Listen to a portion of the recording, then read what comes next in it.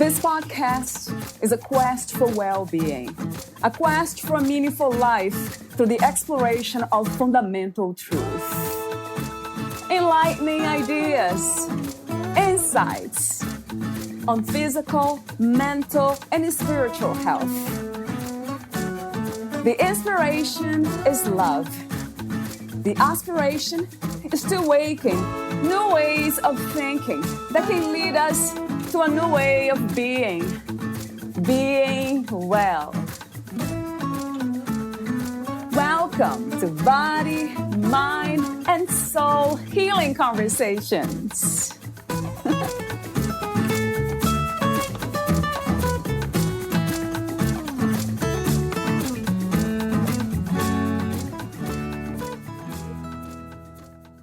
Maybe you are already a high performer, and this episode will also serve as a quick mental check-in for you.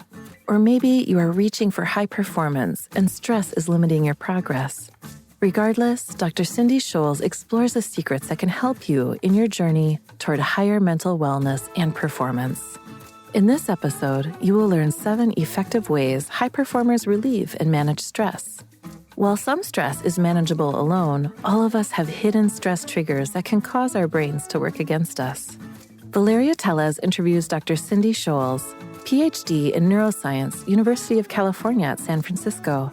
Dr. Cindy is a neuroscientist who has dedicated her life to supporting people who want to make a difference in the world and honor the life they're called to live. She trained alongside Nobel Prize winners and is a certified medical hypnotherapist, Reiki master, business owner, and Les Brown-trained inspirational speaker and educator.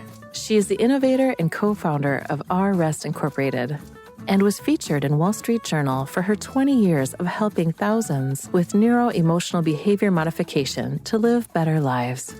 She believes when you optimize brain function, your authentic self will be freed and empowered to lead a purposeful life. Meet Dr. Cindy at rrestacademy.com, mindwaveinstitute.com, and drcindyshoals.com. Here's the interview with Dr. Cindy Shoals.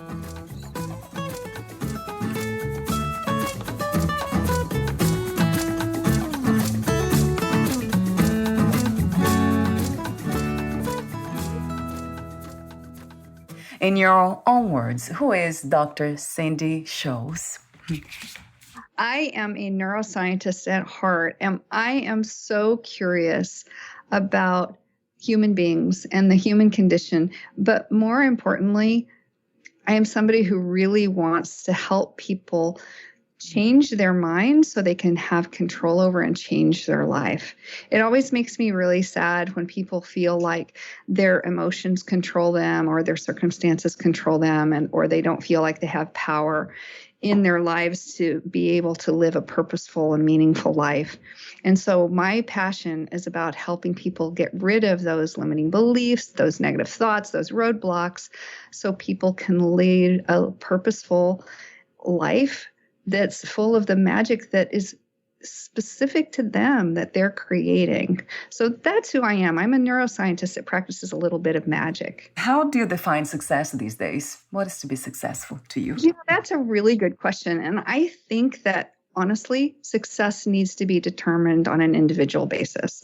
Like what is success for me is going to look so different to what success might be for you and for your neighbor and the person next door to them, right? Like success is something that I think is really individual.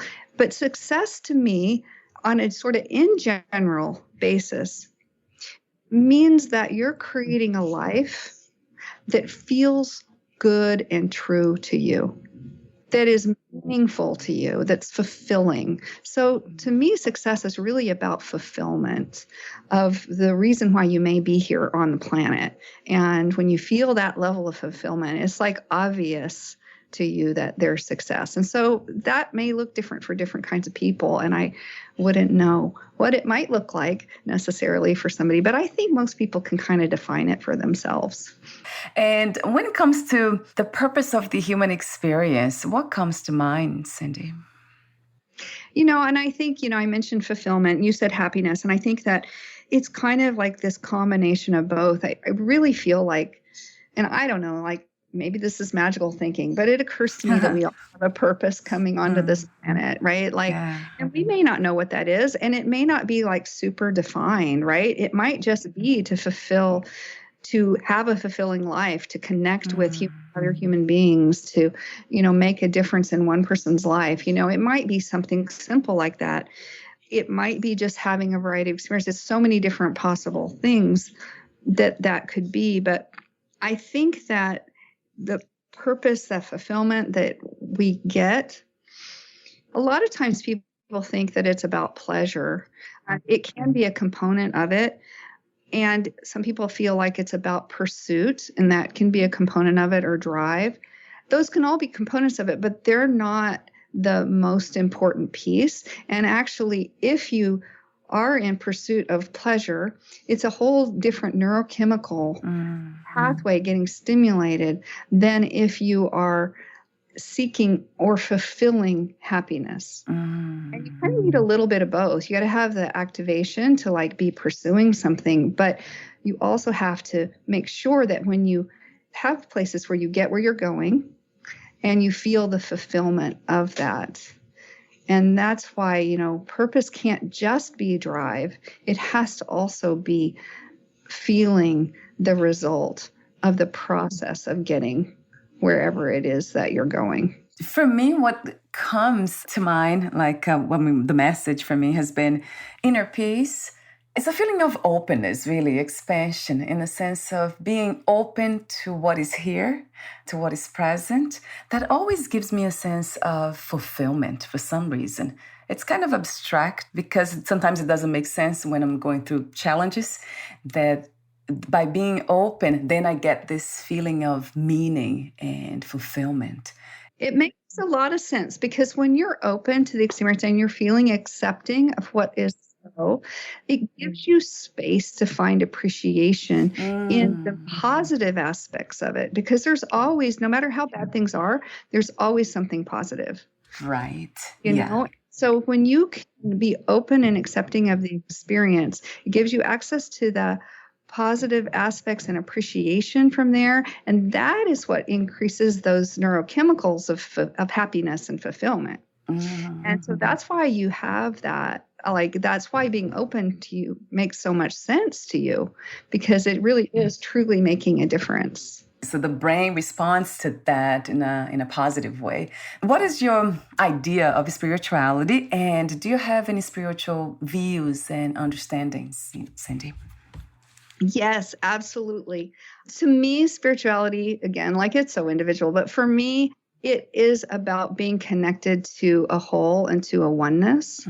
We talked earlier about the brain and the heart, right?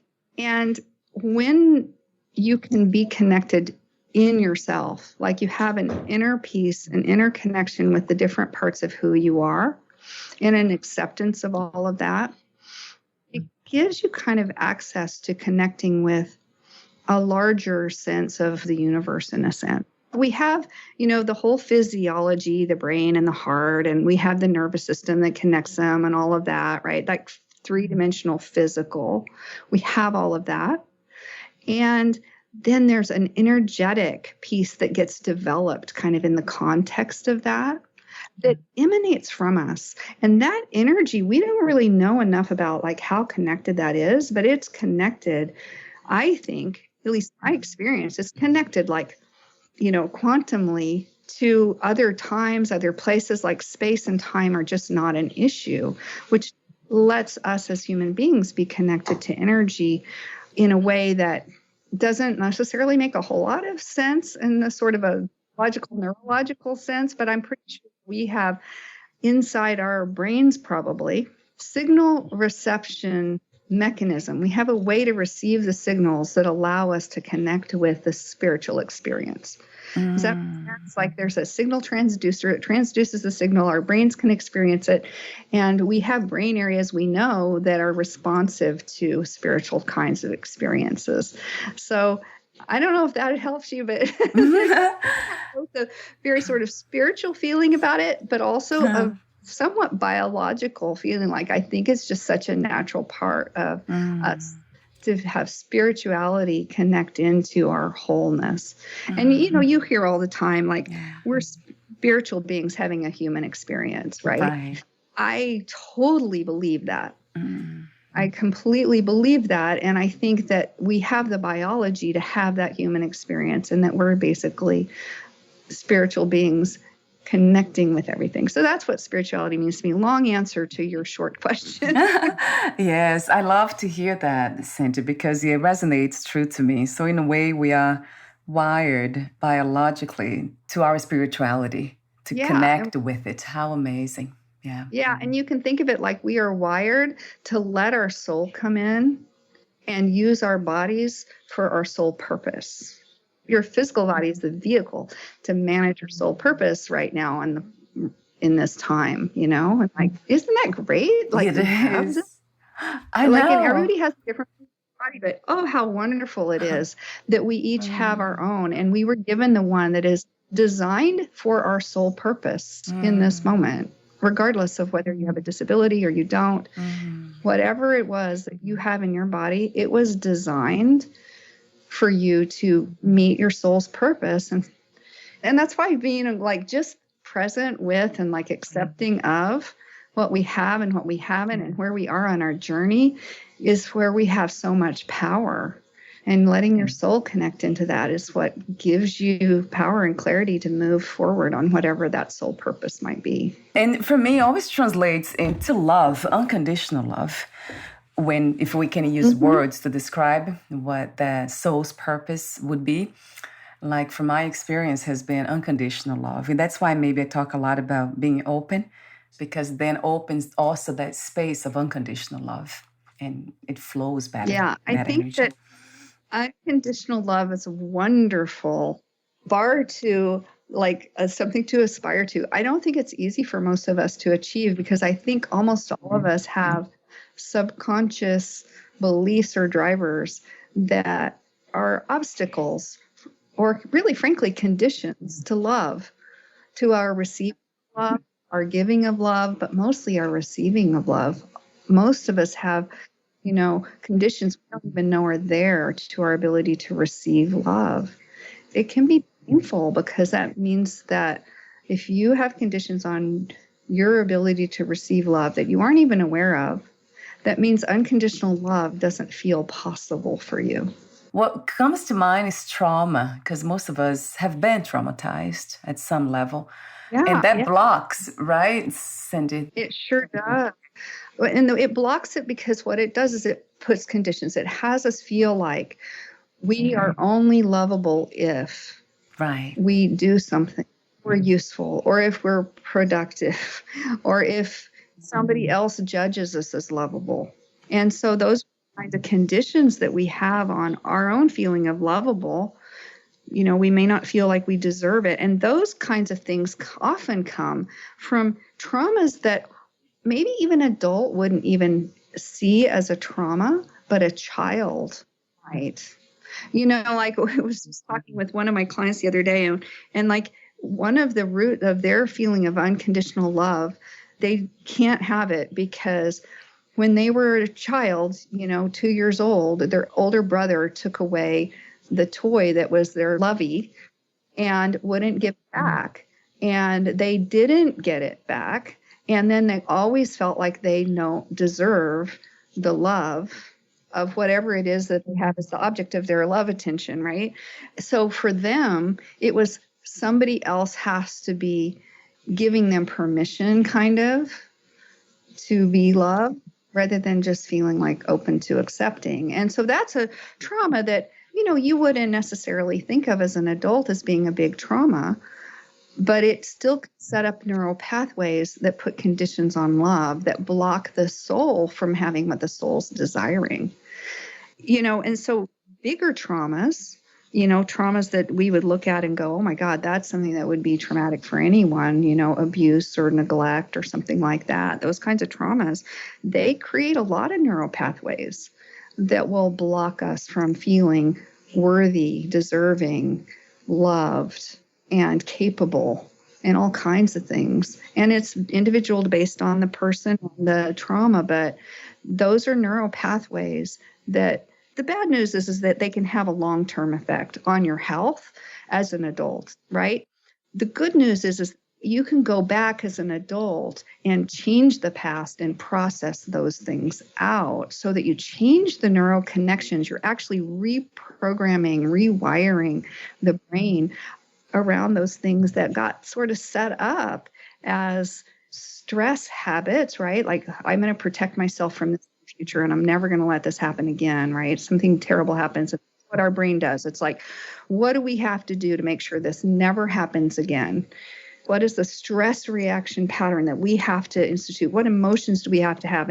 And so a 2 or 3 year old having the trauma is going to create all kinds of emotional armor and stress pattern armor. So they're protected from this never happening again. And then that becomes a habit when similar, possibly less traumatic, possibly more traumatic things happen later.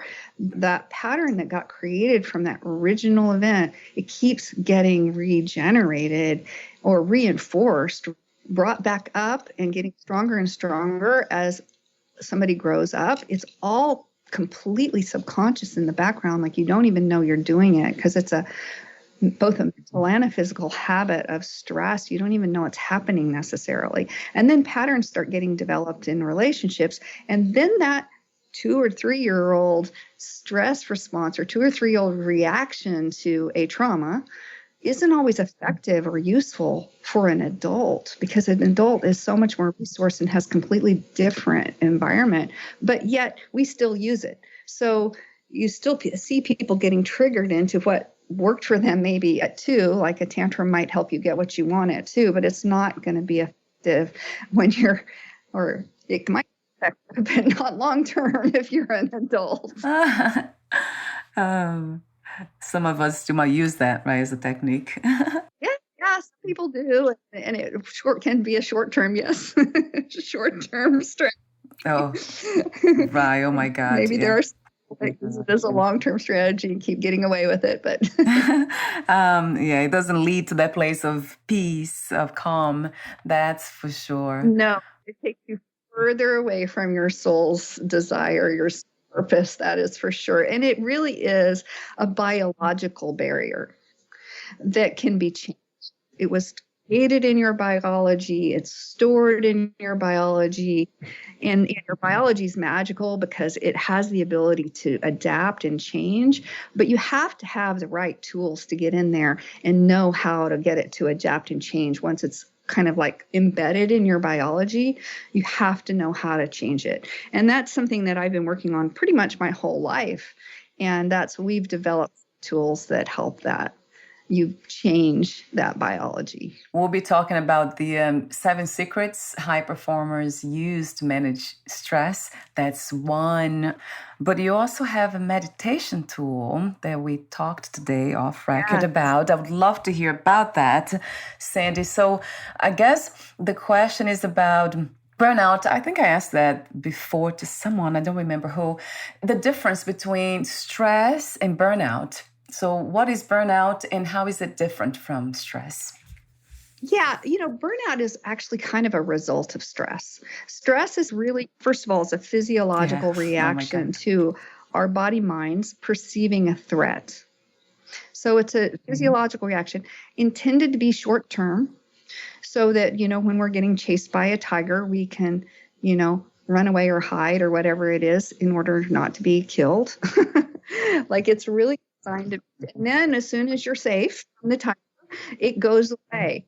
Unfortunately, in our society, we get triggered over and over again on a daily basis, like sometimes all day long, about things in our environment that our body minds perceive as stress. So we get this stress response that's designed to help us fight or flee or freeze or even faint, like play dead, right? Like, you get a stress response kind of running in the background a lot, like reading emails, social media, like, am I good? And like all kinds of things, a thought can cause it, seeing something. So in other words, stress is just an accumulation of the body mind perceiving a threat.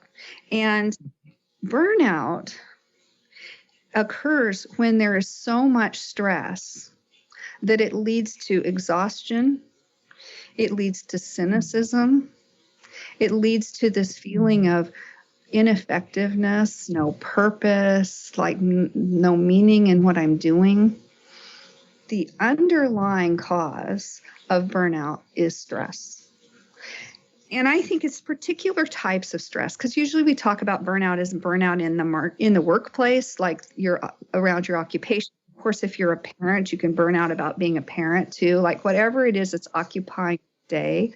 If you're in a relationship that's really toxic, you can feel burnout in that relationship. But whatever's requiring your like focused attention, if you have certain types of stress patterns around that are ongoing over time, you can get burnout.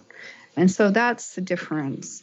That makes a lot of sense to me. So it's the ongoing activation of stress, or being stressed for too long. It doesn't work. You know, we can get these stress reactions. There's like kind of 3 major causes of burnout, it occurs to me, or maybe 4. And some of them are externally driven. Like, for example, we kind of have a burnout culture. We have a work ethic in our culture that more is better. It's sort of like the harder you work, the better. And so those kinds of ways that we think about how work should be, like there's no substitute for hard work, like no matter how hard you work, someone else is working harder, like that, the kinds of things that drive us to high performance and high productivity in our work ethic. Those cultural ideas can create a bunch of sort of limiting beliefs and perfectionistic success strategies that drive us beyond what we should be driven. Yeah. And if that's coupled with some internal beliefs because of, adverse childhood experiences and things of unworthiness, things like I'm only worthy of love if I'm useful, or I'm only worthy of being paid if I'm productive, or if I work more hours, like those kinds of things. Also, like if I'm emotional, that, emotions are for the weak, right? So you have things that are constant stress and then a drive to not take care of yourself. So that's another piece, is it's like you work. I don't have time to take care of myself. I feel guilty if I'm being happy and I haven't been successful at whatever that job is or whatever. And then you because you're making the job more important, then you're making your own self-care. And then if you don't have control or autonomy in your job, that's the last thing. Like that's another external one. If you don't have respect, if you don't have control, if externally you're being punished for mistakes or your humanity, your need for a break, your need for rest, or whatever that is, if you don't have autonomy over your own time and control over that, then that can also be a huge driver to burnout. So those are the different kind of drivers that I see, at least for the clients that come to me, that's what they're grappling with.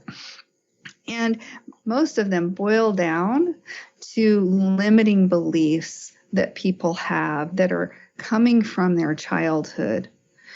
And they don't even know that the limiting belief is there, and they have no idea how they could become from the childhood. And that's the work that I do. It's like I can help people identify the limiting belief. And better than that, some people think awareness is enough. Oh, I know what that limiting belief is. I don't have to have it anymore.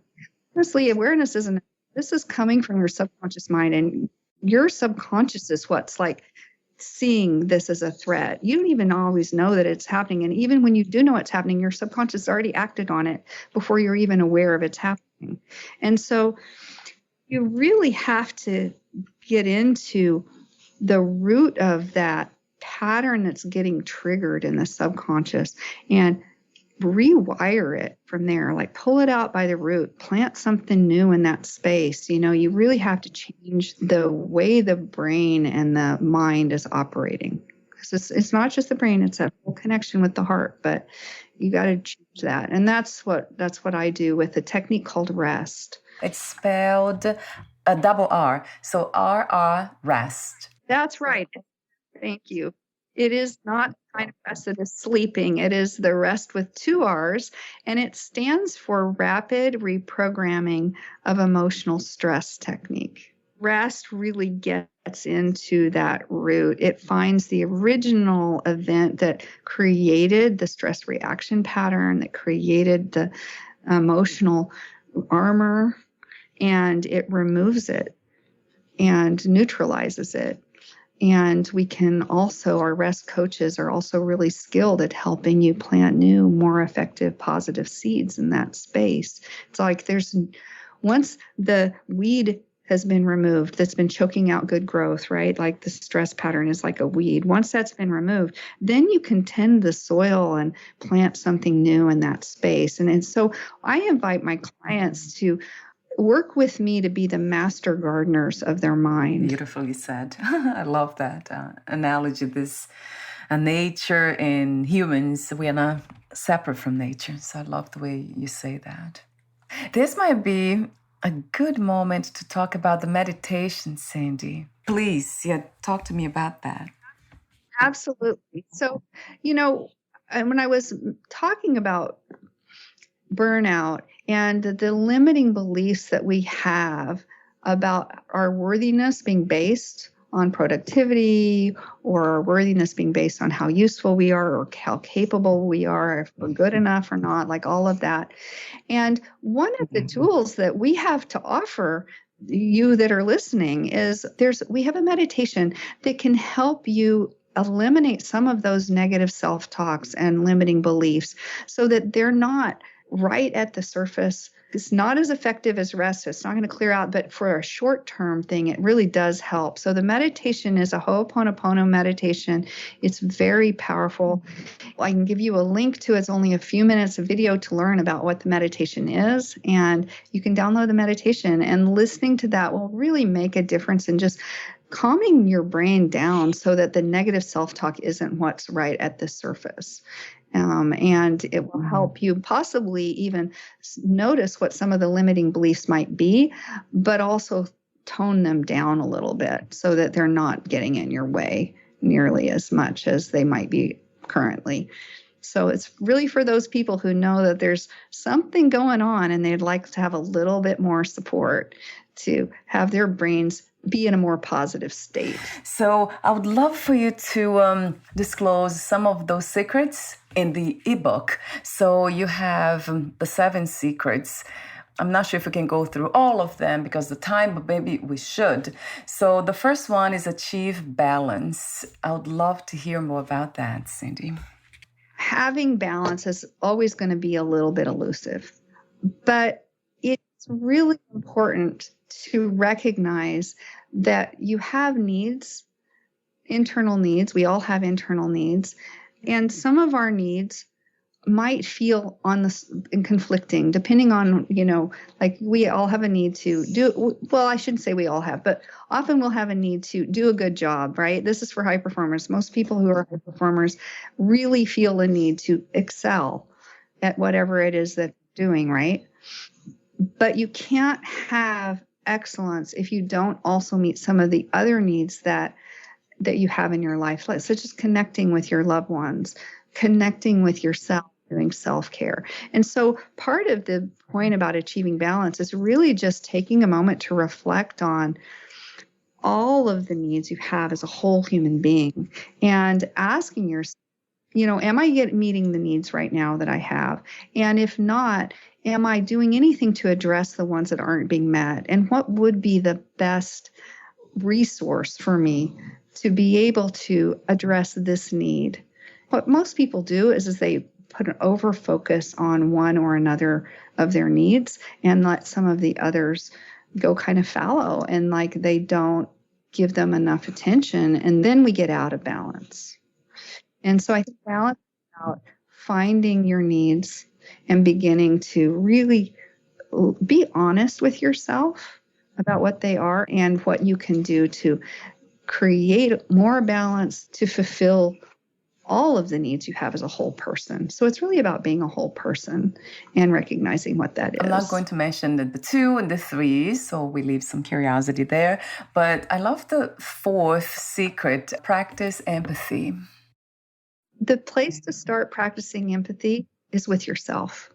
You know, a lot of us, and I think especially women, we have the ability to connect and be empathetic with other people, and almost to a fault, like where, somebody else's pain can like pull us into pain.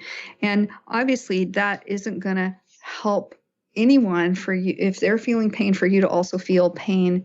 And then if their pain is stopping them, for it also to stop you, like that doesn't actually serve them or you, honestly.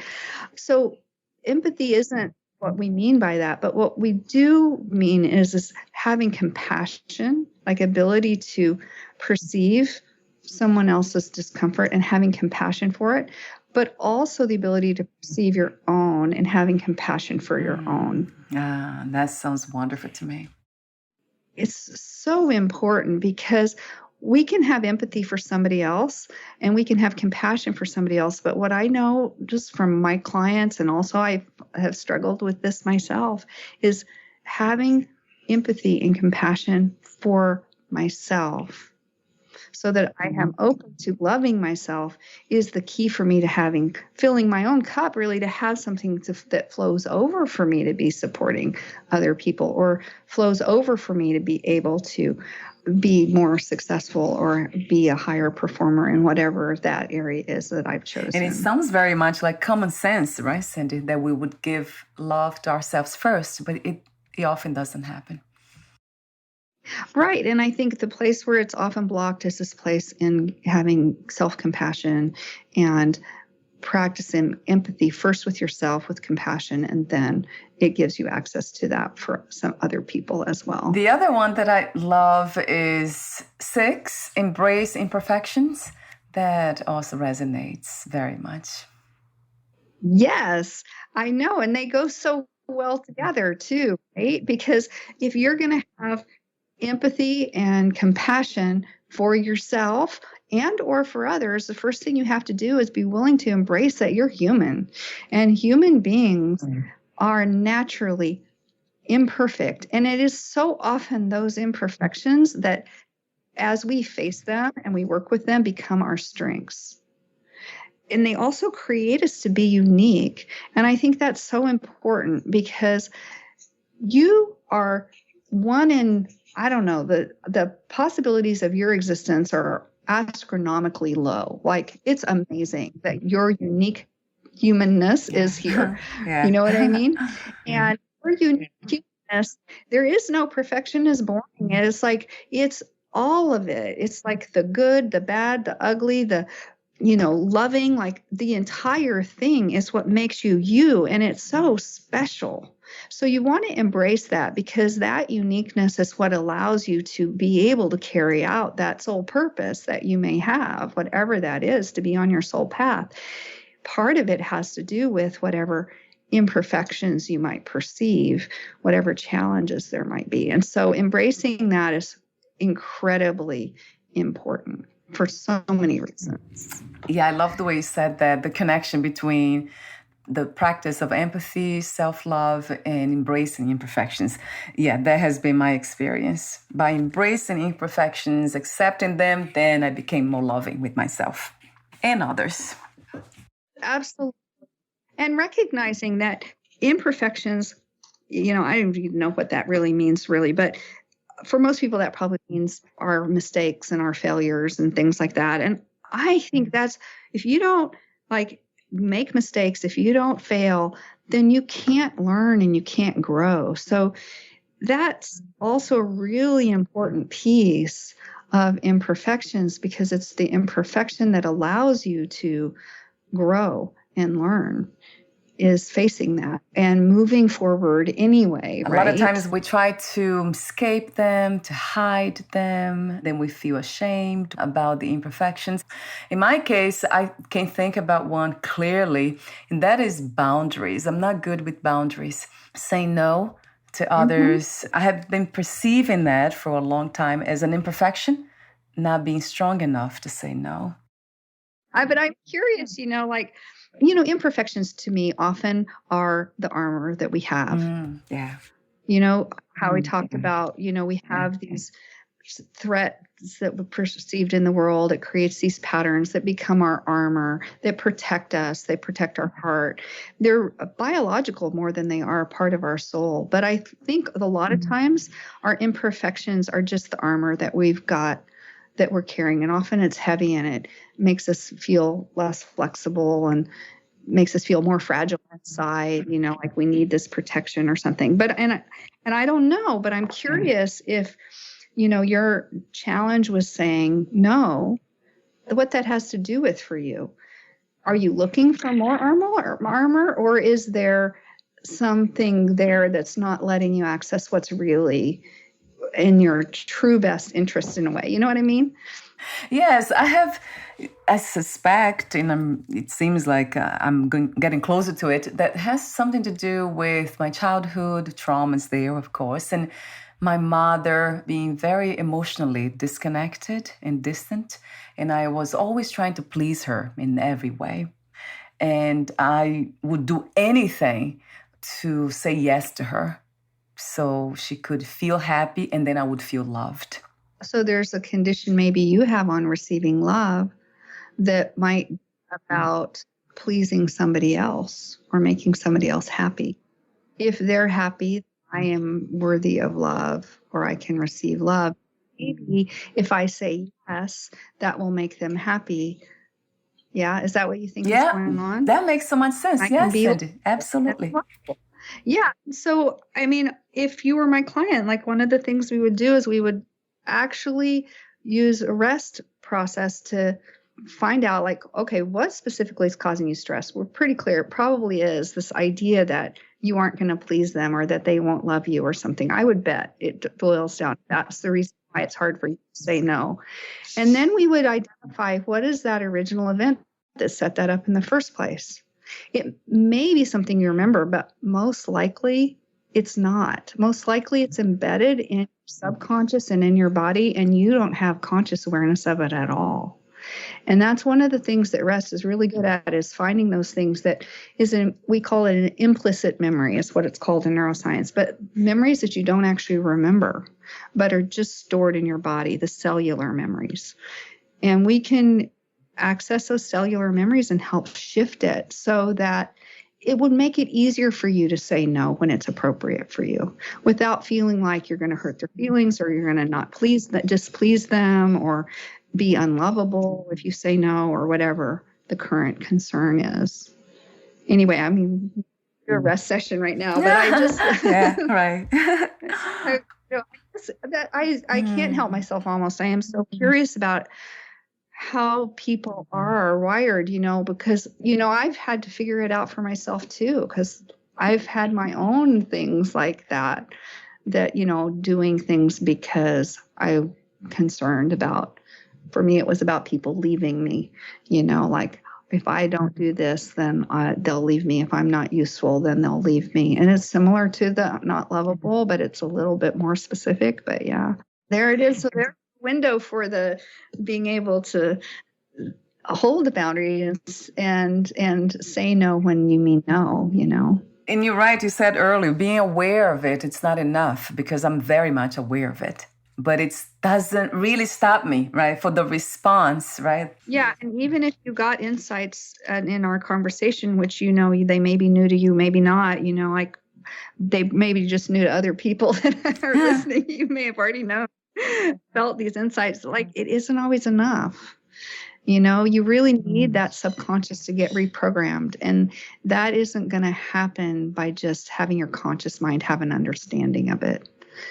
It feels good to have your conscious mind have an understanding of it, but it doesn't really change that's going on there, because that in your nervous system, in your brain, that wiring, the pattern that is kind of causing you to feel like you need to please whoever it is, like it's not your mother anymore, it's whoever you're saying yes to, which you'd rather say no to, right? So whatever that is, that wiring that's in your brain that drives you into that, the wiring itself is not in your conscious mind. It's in your parahippocampus, your amygdala, like your limbic system, basically your limbic system. And it's not connected to your logical conscious mind, which is your prefrontal cortex. And we know that the work with rest, that is rest with 2 R's, when we do that processing and we really address the root and do the neuroemotional processing of that, it connects that pattern that's stored in your limbic system into your prefrontal cortex, into your conscious mind. And it really does change the way in which your whole physiology responds around that, whatever it is. And for you, it would be something like, whether or not somebody is pleased or not pleased with you, or disappointed or not disappointed, Yeah, it sounds really wonderful to me, Cindy. And it makes a lot of sense, of course. I've never done anything like that. I know you offer a free discovery session for those listening. So that's always helps. And then the person will decide to go deeper into it, which is very much, I might do that. Participate and get a discovery session, and you'll get a little more window and access into understanding just from the discovery session.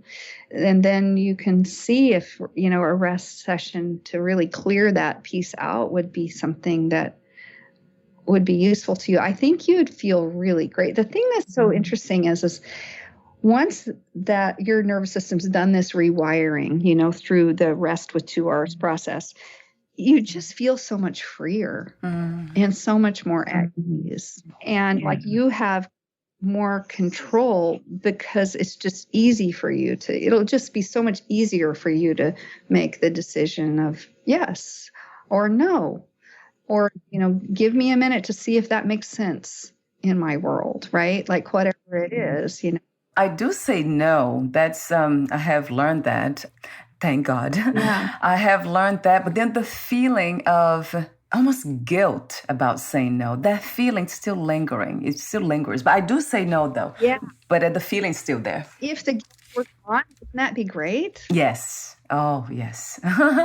Yeah. To relieve, give you freedom from that, it would be so nice. Then it just takes so much less emotional energy to do what you know is right. Right. Yes, Cindy. And that's what it's about. It's like we spend this emotional energy, right? We've got all this emotional energy being caught up in these stress responses. And, if you could clear that emotional, get rid of those stress responses so you don't have all this emotional energy you have to overcome in order to do what's right for you or to be on your soul. It's just so freeing. It's so relieving. I do a lot of spiritual work and practices, meditation being one of them, which calms everything down pretty fast after Absolutely. Something happens. But it will be really amazing, right, to not have those feeling guilt about being true to myself and not feeling guilt about it. Yes. Wouldn't that feel great? Yes, that's what we do at Rest, is we help you get that. Yeah, that sounds wonderful. For today, I really thank you again for that, for those suggestions, and for opening almost a space for that invitation that I don't think I talk to so many healers and therapists and so many amazing people, but I don't feel like doing something about these things. And today I did feel, it feels like almost as a calling. So I'll look into it deeper, Cindy. Thank you for that. Yeah, please do. And, if you want to connect directly with me, please do that as well. Because when you feel a calling, I just say this to you and to everybody, and you know this to be true too. Follow those callings. Don't ignore them. Don't push them aside. That's your soul telling you, I have a direction I want to go. You really want to listen. I that's how I got here. And I feel like I'm totally doing my soul purpose work, and I would never turn it back and do anything other than this now that I know how to hear my soul calling. So I relish in those soul callings. So anyway, thank you. Love the way you connect to the soul's calling with this sense of inner peace and living true to ourselves. That everything's connected anyway, but it's wonderful the way you connect all those both worlds, the external and the internal world. So I have those. We're almost at the end. I do have a few more questions for you. I have a technical one, and I have another question, the ending question. So, but before that, Cindy, would you like to add anything else that we didn't discuss today? Nothing that I can think of specifically. I feel like if people understand, like, I think you get it. And if everybody gets like that, burnout is because of our biology and the stress that is perceived subconsciously. Anybody can turn that around. You just have to have the right support to be able to do that. And when you turn around burnout, then you have more access to the soul's calling, to your soul's purpose, and to living a life that is really the one that you've been called into living, that's fulfilling for you. It's amazing how some of us are not open to do the healing work, to continue with the healing work, or be receptive to these deeper ways of looking into ourselves, which is the subconscious. That's a big one. So I love that your work has to do with that. I do talk to a lot of hypnotherapists too. They do that work. How interesting, how it has been a calling for me for a long time. So now it's speaking stronger. And I thank you for bringing this up again. How fascinating to hear. I was just going to say that, you speak to a lot of hypnotherapists. I didn't mention this, but I'm a neuroscientist and a hypnotherapist. And so part of the rest to our work comes a little bit from hypnotherapy, partly because hypnotherapy is good at accessing the subconscious, but it's a little bit magical. There's a lot more to it than just hypnotherapy to the rest process. So it's almost covering different aspects of going deeper into the subconscious. I have that here on your profile, the intro. It says that you are also a trained hypnotherapist, certified medical hypnotherapist. Thank you again, Cindy. And my last question is, what 3 experiences you wish everyone to have before they lose the body, before they die? To really feel loved and to really feel love for another person. I think you mentioned that too, like this deep connection that we can have in love and unconditional love. So to really feel that, I think, is one of the things that I wish for everyone. And I also wish for everyone, before you leave a body, to feel like your life was on purpose, so that you're leaving with no regrets. Like that you really identify the purpose and that you see meaning in the life that you've just lived, either for yourself or somebody else or something. So that's, and then I guess maybe number 3 is no regrets, that you look back on your life and you're like, see even in the things that you feel like, oh my God, I wish I had, or I wish I hadn't, like that's what regrets are. But looking at that, I didn't, therefore this positive thing happened, or I did, therefore this other thing happened. Like, for example, I got a divorce from my ex-husband, but that allowed me to meet the husband I currently have and have my children. Like, so at the time I got a divorce, it was like, felt like terrible grief, right? But it opened another door. So when there's a tragedy, there's another door that opens. When there's a door that you don't step through, there's no regrets if you step through a different door, right? If it just gives you an opportunity to step through a different door, because now you're in a different place. And that's what I think it means to have no regrets, is to just be able to look back and go, okay, well, that door closed before I stepped through it, but there was another door that opened that I did step through, or something like that. And just know that whatever your path was that you took was the right path for this lifetime.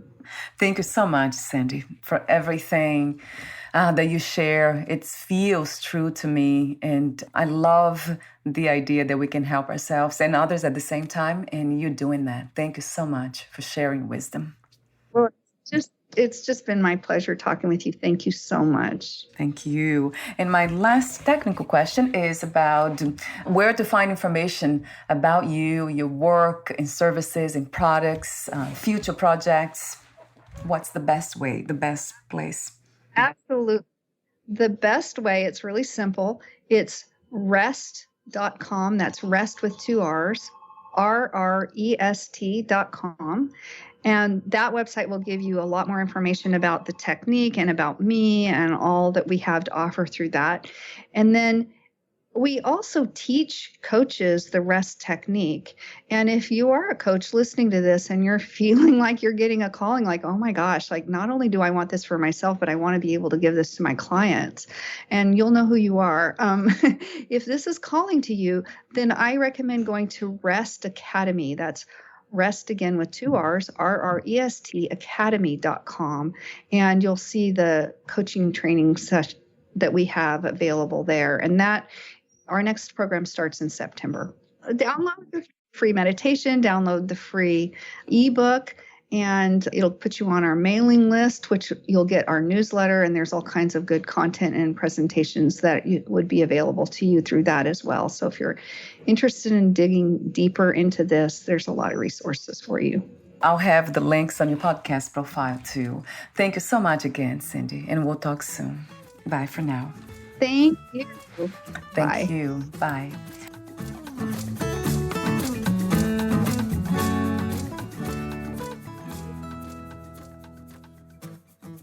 Thank you for listening. To learn more about Dr. Cindy Shoals and her work, please visit rrestacademy.com, mindwaveinstitute.com, and drcindyshoals.com. Cindy is also offering a free downloadable meditation for increasing your self-worth. Find it at rrest.com/self-worth.